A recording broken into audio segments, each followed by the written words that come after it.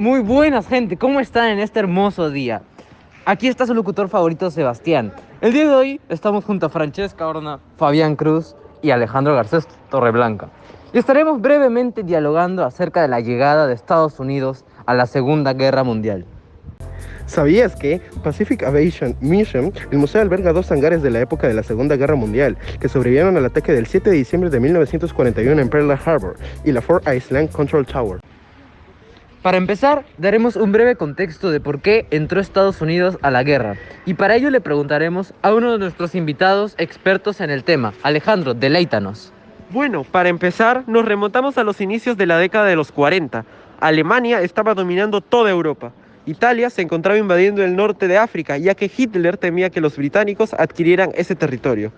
Por otro lado, Japón se encontraba dominando Occidente, y dentro de sus planes estaba realizar un ataque contra la base naval de los Estados Unidos, Pearl Harbor, en Hawái, provocando que declarara la guerra a Japón, desatando la campaña del Pacífico.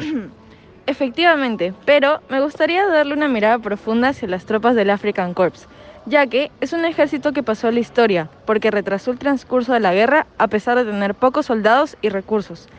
No obstante, esto no fue suficiente como para salir victorioso, ya que gracias a la escasez de estos, tuvo una caída en picada durante la segunda batalla de Almeida, en donde las fuerzas británicas impusieron sus tropas ocasionando la retirada de Rommel y pérdida de territorio. Luego del cambio de mando, las tropas germano-alemanas decidieron rendirse, dando fin a la fuerza militar alemana más conocida como African Corps. Increíble.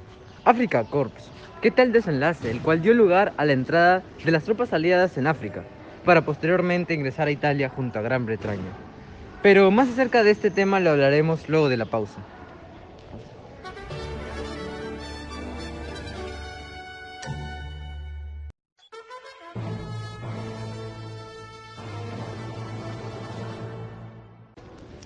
Ok, estamos de vuelta y vamos a continuar hablando de la intervención de Estados Unidos y cómo influyó en la guerra. Para ello, coménteme qué sucedió luego de la derrota de Africa Corps. Una consecuencia de la derrota del Africa Corps fue que efectivamente debilitó a la Gran Alemania, ya que ocasionó una pérdida total de soldados, recursos, territorios y armas. Además, durante el 1943, los aliados bombardearon la ciudad santa, es decir, Roma, provocando la caída de Italia, para luego culminar con el arresto de Mussolini. A partir de este punto era Alemania contra el mundo. La caída de Italia y el arresto del tan odiado Mussolini. Pero Fabián, tú que sabrás un poco más de este tema, coméntame así brevemente más acerca del bombardeo de Roma y lo que sucedió con Estados Unidos y sus aliados. El bombardeo de Roma fue un ataque que los italianos no esperaban, lo cual ocasionó su retirada de la guerra. Esto fue un golpe bajo para Italia y Alemania. Los aliados, al ver la gran ventaja que poseían, iniciaron una arriesgada operación denominada el desembarco de Normandía. Todo comenzó el 6 de junio de 1944. Más de 150.000 soldados aliados se pusieron en marcha con el propósito de recuperar Francia. ¿Y no sabrán cuáles fueron sus estrategias que emplearon? Fueron bastante complejas, a decir verdad. Utilizaron espías, los cuales daban información falsa de los ataques.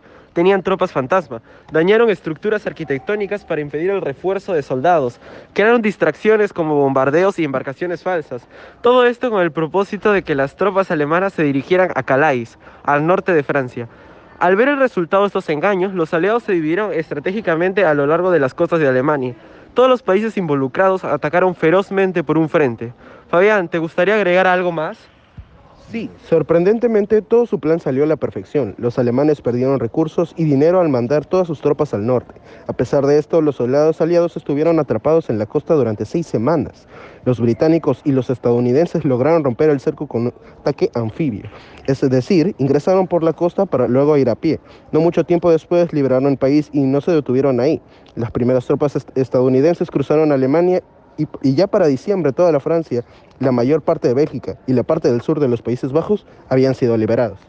¡Wow! Ya con una Francia liberada, parece que Alemania realmente estaba en aprietos. Pero veamos cómo culmina este emocionante suceso luego de un breve descanso. ¿Sabías que Hitler pretendía asesinar a todos los habitantes de Moscú y crear un lago artificial que cubriese toda la superficie de la ciudad? ¡Wow! ¡Qué impactante! Estamos ya de vuelta con la última sección, donde hablaremos de cómo culminó la intervención de Estados Unidos en la guerra y cómo terminaron los demás países que participaron en la guerra. Empecemos con mi estimada Francesca. Bueno, luego de una definitiva derrota en las costas de Alemania, no hubo marcha atrás. En 1945, el Ejército Rojo llega a Polonia, descubriendo los tratos inhumanos de los campos de concentración, dando mucho de qué hablar con respecto a la opinión pública. Esto fue un impulso para los aliados, los cuales ya querían ponerle fin a este encuentro. Como último acto, destruyeron Dresde, uno de los mayores bombardeos a población civil de toda la guerra. En abril, Rusia participa en la última batalla en Berlín, saliendo victoriosa. Ese mismo mes ocurre el fusilamiento de Mussolini y el suicidio de Hitler, en donde finalmente la Alemania nazi se rinde frente a los aliados. Bueno, creo que con esto hemos abarcado todo el tema. Nos hemos amismado en una guerra muy densa, con muchos sucesos, pero creo que hemos logrado cubrir todo lo que teníamos previsto. Ya para cerrar con la Segunda Guerra Mundial, las potencias europeas al final del conflicto se encontraban debilitadas económicamente y políticamente, por lo que la conducción de la política mundial pasó a las dos nuevas superpotencias, los Estados Unidos y la Unión Soviética, dando así inicio a la llamada Guerra Fría, pero eso es tema para otro día. Agradecemos la participación de Fabián, Francesca y Alejandra. Nos despedimos. Pase bien.